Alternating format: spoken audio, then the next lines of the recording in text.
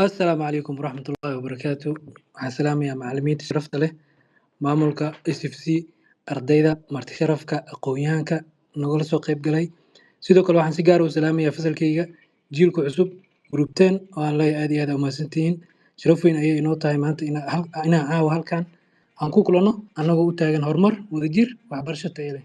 Taas ay nagu hogaaminayso akademiyadeena SFC.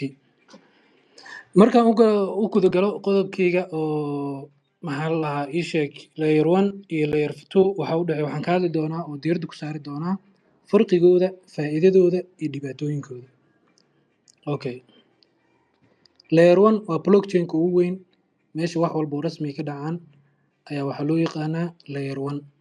Tusaalooyin hadda idinkugu daran waa Bitcoin, Ethereum iyo waa layer 1 oo ah meesha blockchain-ka ugu weyn waana meesha wax walba oo rasmi ah ay ka dhacaan. Okay. Faa'iidooyinka layer 1-ka waxaa number 1 amni. Number 1 waa amnigiisu aad u xooggan sababtoo ah nodes badan ayaa awoodooda leh. Decentralization sare ma jiro hal qof ama hal meel oo maamusho layer 1. Macluumaadku waa final transaction walbo halkaas ayaa toos loogu keydiyaa. Okay, dhibaatooyinka oo layer 1-ka uu leeyahay xawaarihiis ayaa hooseeyo oo network mararka qaar wuu gaabiyaa. Oo layer 1-ka networkiisa sometimes wuu gaabiyaa waxayna ka mid tahay disadvantage-ka uu leeyahay.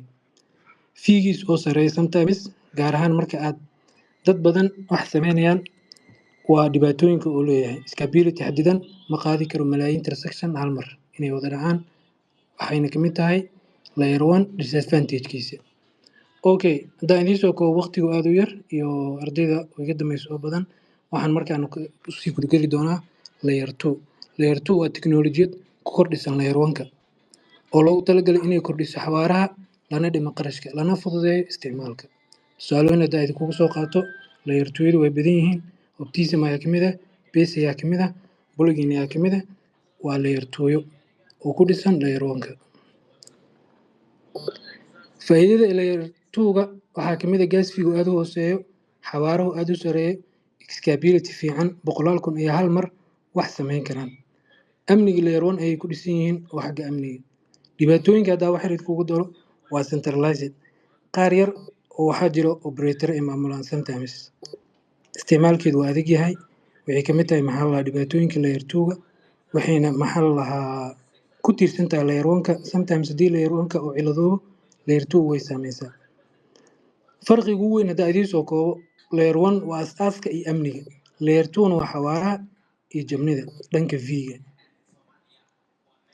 Gunaanudka layer 1 wuxuu bixiyaa foundation-ka halka layer 2 ay soo kordhisay offenses-ka scalability iyo user experience fiican. Labadaba waa lama huraan. Layer 1-kana amni u qaado, layer 2-gana xawaaro u qaado. Waana mahadsantihiin group 10 iyo dhammaan saan oo dhageysteen. Thanks.